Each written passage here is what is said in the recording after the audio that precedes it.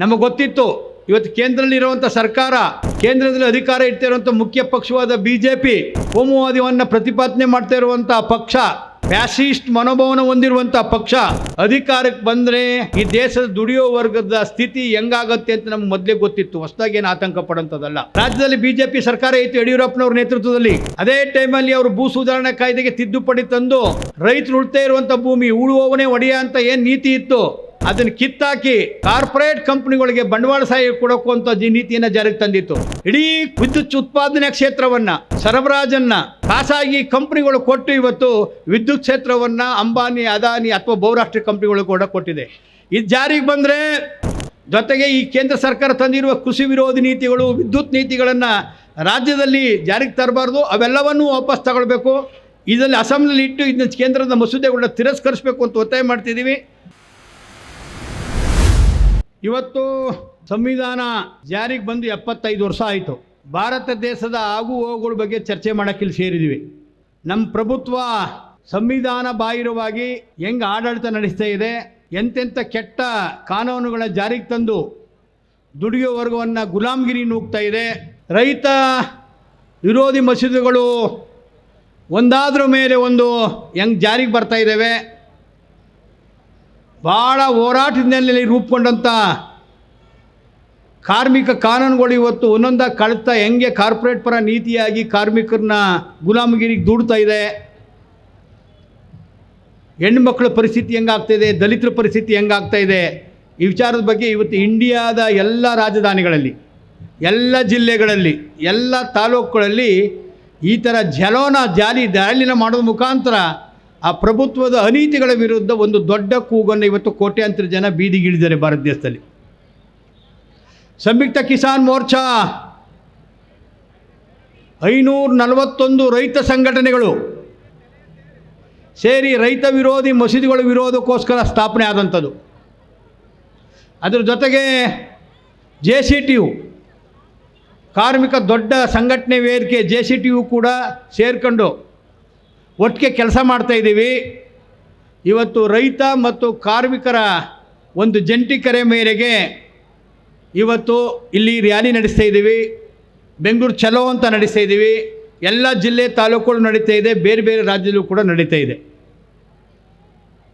ಸ್ನೇಹಿತರೆ, ಇಲ್ಲಿ ಬಂದಿರುವಂಥ ಎಲ್ಲ ರೈತ ಚಳವಳಿಯ ನಾಯಕರು ಮತ್ತು ಕಾರ್ಯಕರ್ತರು, ಪದಾಧಿಕಾರಿಗಳು, ಎಲ್ಲ ಕಾರ್ಮಿಕ ಸಂಘಟನೆಗಳ ಧುರೀಣರು ಮತ್ತು ಕಾರ್ಯಕರ್ತರು, ದಲಿತ ಸಂಘಟನೆಯ ಸ್ನೇಹಿತರು, ಮಹಿಳಾ ಸಂಘಟನೆಯ ಎಲ್ಲ ಮುಖಂಡರುಗಳು ಮತ್ತು ಈ ಚಳವಳಿಯಲ್ಲಿ ಭಾಗವಹಿಸಿರುವಂಥ ವಿದ್ಯಾರ್ಥಿ ಯುವಜನರು ಎಲ್ಲರಿಗೂ ಕೂಡ ನಾನು ನಮಸ್ಕರಿಸ್ತಾ ಮೊದಲನೇದಾಗಿ ಕೆಲವು ವಿಚಾರಗಳನ್ನ ಪ್ರಸ್ತಾಪ ಮಾಡ್ತಾಯಿದ್ದೀನಿ. ಇವತ್ತು ನಮ್ಮ ಯಶವಂತು ಹೇಳಿದ್ರು ಇಲ್ಲಿ ರೈತರು ಮತ್ತು ಕಾರ್ಮಿಕ ವಿರೋಧಿ ಮಸೂದೆಗಳನ್ನು ಈ ಕುಂಡದಲ್ಲಿ ಹಾಕಿ ಸುಡ್ತೀವಿ ಅಂತ.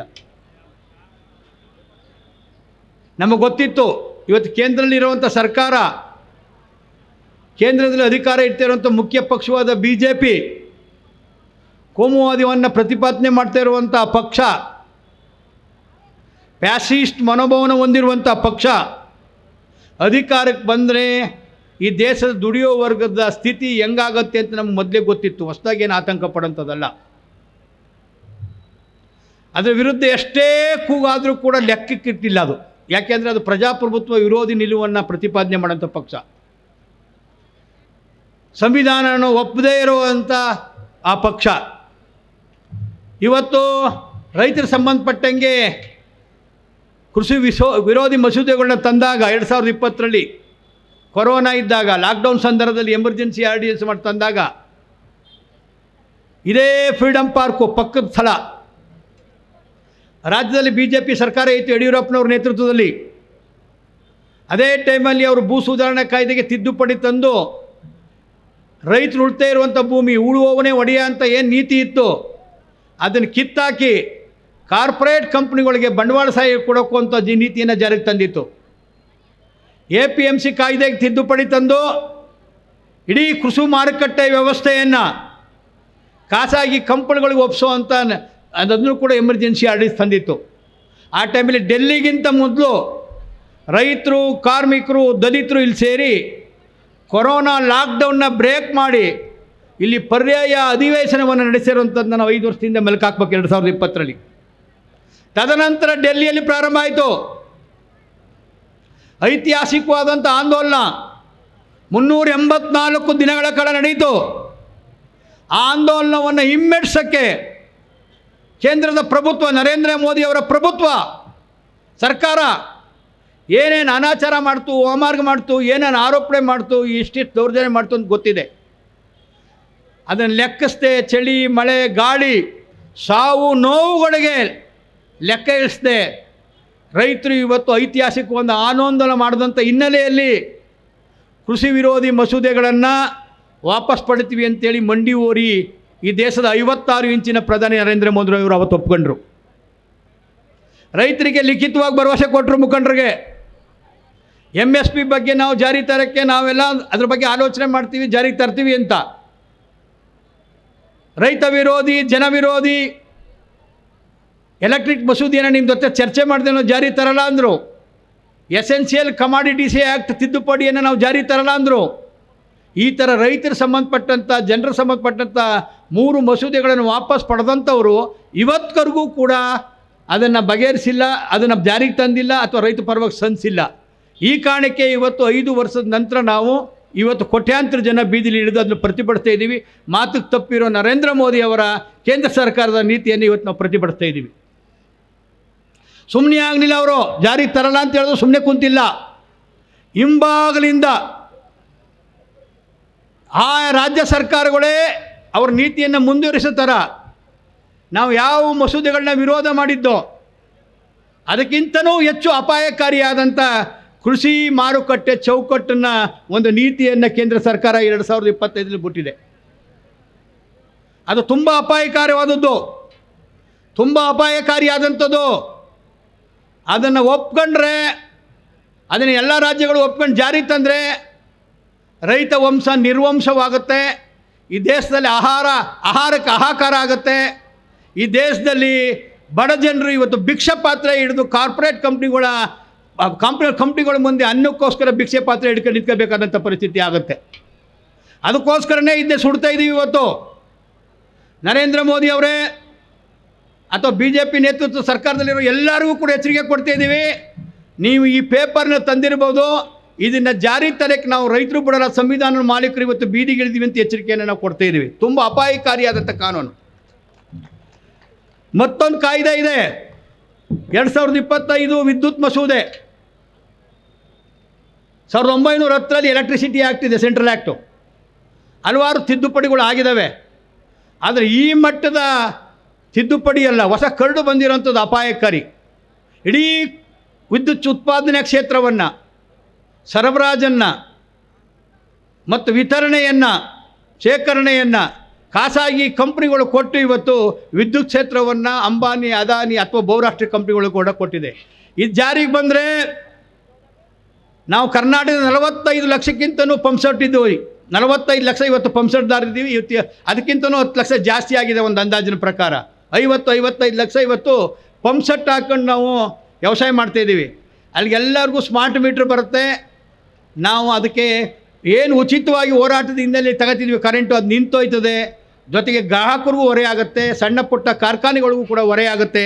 ಅದು ಕೂಡ ಜನವಿರೋಧಿ ಮಸೂದೆ, ಅದನ್ನು ಕೂಡ ಇವತ್ತು ನಾವು ಸುಡ್ತಾ ಇದ್ದೀವಿ. ಮತ್ತೊಂದು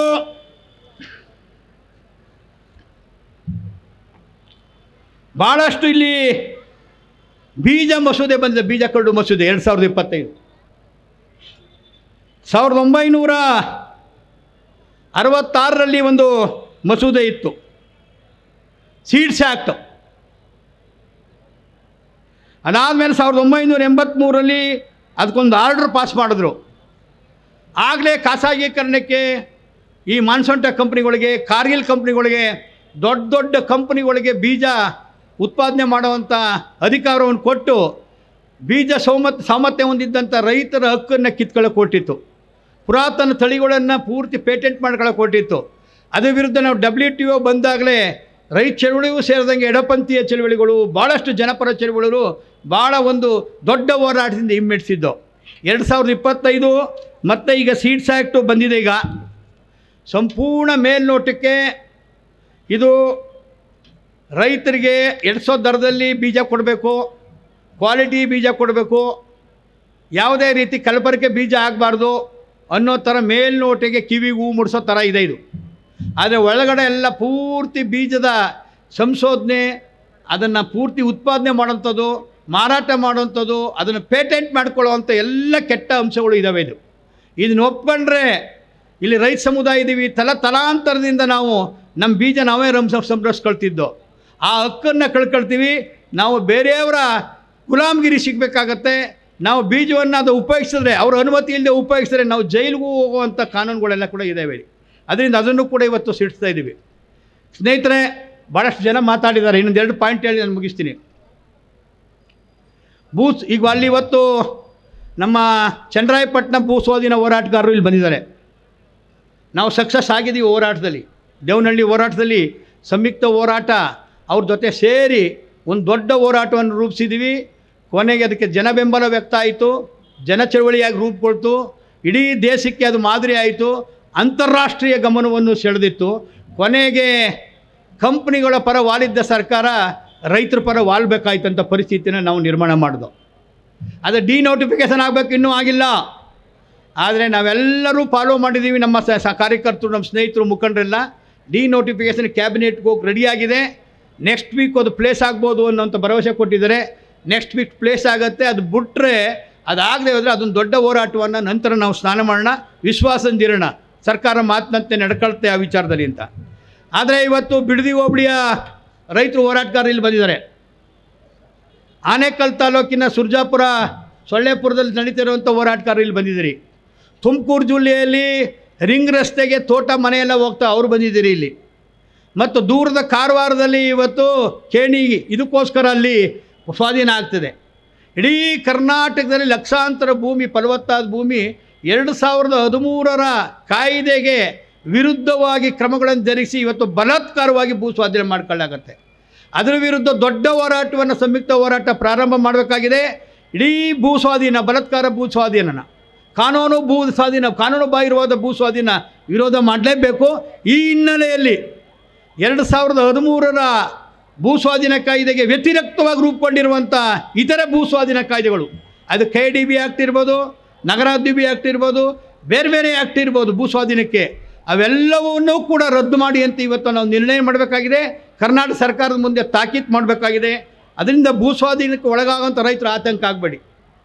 ಯಾವತ್ತು ನಮ್ಮ ಪರ ಸರ್ಕಾರ ಇರುತ್ತೆ ಅಂತ ತಿಳ್ಕೊಬೇಡಿ. ಸರ್ಕಾರ ನಮ್ಮ ಭೂಮಿನ ಕಾರ್ಪೊರೇಟ್ ಕಂಪ್ನಿಗಳ ಪ್ರಕಾರ ಕಬಳಿಸ್ಕೊಡೋಕ್ಕೆ ಏಜೆಂಟಾಗಿ ಮಧ್ಯಸ್ಥಾಗಿ ಕೆಲಸ ಮಾಡ್ತಿರೋದು. KDB ಸಂಸ್ಥೆಯೂ ಕೂಡ ಒಂದು ರಿಯಲ್ ಎಸ್ಟೇಟ್ ಏಜೆಂಟು. ಆದರೆ ನೀವು ಹೋರಾಟವನ್ನು ಗಟ್ಟಿಯಾದರೆ ಮತ್ತೊಂದು ದೇವನಹಳ್ಳಿ ಹೋರಾಟ ಇಲ್ಲಿ ಸಕ್ಸಸ್ ಆಗುತ್ತೆ. ಅದರಿಂದ ಹೋರಾಟಗಾರರಿಗೆ ನಿಮ್ಮ ಜೊತೆ ಸಂಯುಕ್ತ ಹೋರಾಟ ಇರುತ್ತೆ.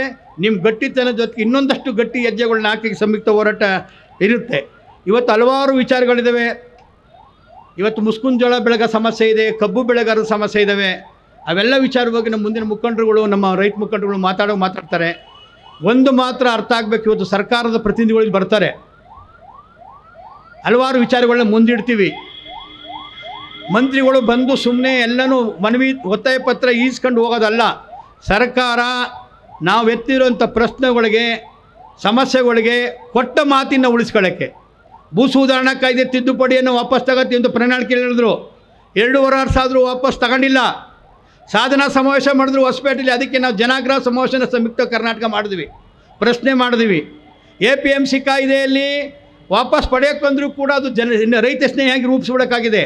ಜಾನುವಾರು ಹತ್ಯೆ ನಿಷೇಧ ಮತ್ತು ಸಂರಕ್ಷಣಾ ಕಾಯ್ದೆ ಜೊತೆಗೆ ಈ ಕೇಂದ್ರ ಸರ್ಕಾರ ತಂದಿರುವ ಕೃಷಿ ವಿರೋಧಿ ನೀತಿಗಳು, ವಿದ್ಯುತ್ ನೀತಿಗಳನ್ನು ರಾಜ್ಯದಲ್ಲಿ ಜಾರಿಗೆ ತರಬಾರ್ದು. ಅವೆಲ್ಲವನ್ನೂ ವಾಪಸ್ ತಗೊಳ್ಬೇಕು.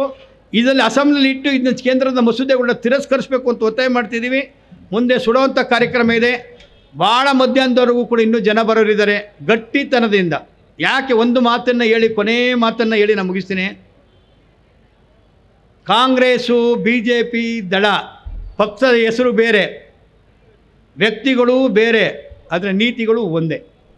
ಎಲ್ಲರೂ ರೈತರ ನೆನೆ ಹಾಕೋ ಕುತ್ತಿಗೆಗೆ ಹಗ್ಗ ಕೊಡೋವಂಥವ್ರೆ, ಕಾರ್ಮಿಕರನ್ನ ಗುಲಾಮರ ಮಾಡ್ಕೊಳ್ಳೋಂಥ ನೀತಿ ಫಾಲೋ ಮಾಡೋವಂಥವ್ರೆ, ಕಾರ್ಪೊರೇಟ್ ಗುಲಾಮಗಿರಿ ಆಡಳಿತ ನಡೆಸೋವಂಥವ್ರೆ. ಅದರಿಂದ ಈ ಪಕ್ಷಗಳಲ್ಲಿ ಓಟ್ ಹಾಕಿರೋರು ಎಲ್ಲರೂ ಇಲ್ಲಿ ಕುಂತಿರ್ಬೋದು. ತಿಳ್ಕೊಳ್ಳಿ, ಈ ಪಕ್ಷಗಳಿಂದ ನಮ್ಮ ಭವಿಷ್ಯ ಇರೋದಿಲ್ಲ, ನಮ್ಮ ಬದುಕು ಸರೋಗಲ್ಲ. ನಮ್ಮ ದೇಶ, ನಮ್ಮ ಭೂಮಿ, ನಮ್ಮ ನೀರು, ನಮ್ಮ ಜಲ, ನಮ್ಮ ಸಂಪತ್ತು ಉಳಿಸೋಕ್ಕಾಗಲ್ಲ. ಅದರಿಂದ ಜನಾಂದೋಲನಗಳು ಶಕ್ತಿ ಆಗಬೇಕು. ಸಂಯುಕ್ತ ಹೋರಾಟ ಕರ್ನಾಟಕ ರೈತ, ದಲಿತ, ಕಾರ್ಮಿಕ, ಮಹಿಳಾ, ಯುವಜನ, ಪ್ರಗತಿಪರರು ಮತ್ತು ವಿದ್ಯಾರ್ಥಿಗಳ ಚಳವಳಿನ ಒಳಗೊಂಡಿರುವಂಥದ್ದು. ಈ ಮಾಡಲ್ನೇ ಇಡೀ ದೇಶ ಸಮೇತ ಕಿಸಾನ್ ಮೋರ್ಚಾ ಎಲ್ಲ ಮಾಡ್ತಾಯಿದೆ ಕರ್ನಾಟಕ, ಇದು ಇಂಡಿಯಾದಲ್ಲಿ. ಇದನ್ನು ಯಶಸ್ವಿಯಾಗಿ ಕಟ್ಕೊಂಡು ಹೋಗೋಣ. ಜನಾಂದೋಲನಗಳನ್ನ ಬಲಗೊಳಿಸೋದ್ರ ಮುಖಾಂತರ ನಾವೇ ಪರ್ಯಾಯ ಸರ್ಕಾರ ಥರ ಆಲೋಚನೆ ಮಾಡಬೇಕು, ನಾವೇ ವಿರೋಧ ಪಕ್ಷದ ಕೆಲಸ ಮಾಡಬೇಕು. ಈ ನಿಟ್ಟಿನಲ್ಲಿ ನಾವೆಲ್ಲರೂ ಮತ್ತಷ್ಟು ಒಂದಾಗೋಣ, ಗಟ್ಟಿ ದನಿ ಕೂಗೋಣ, ನಮ್ಮ ಭೂಮಿ ಉಳಿಸ್ಕೊಳ್ಳೋಣ, ನೀರು ಇಸ್ಕೊಳ್ಳೋಣ, ನಮ್ಮ ಕಾರ್ಮಿಕರು ಉಳಿಸ್ಕೊಳ್ಳೋಣ, ನಮ್ಮ ಸಂಪತ್ತನ್ನು ಉಳಿಸ್ಕೊಳ್ಳೋಣ ಅಂತ ಹೇಳ್ತಾ ನನ್ನ ಮಾತಿಗೆ ವಿರಾಮ ಹೇಳ್ತೀನಿ. ನಮಸ್ಕಾರ.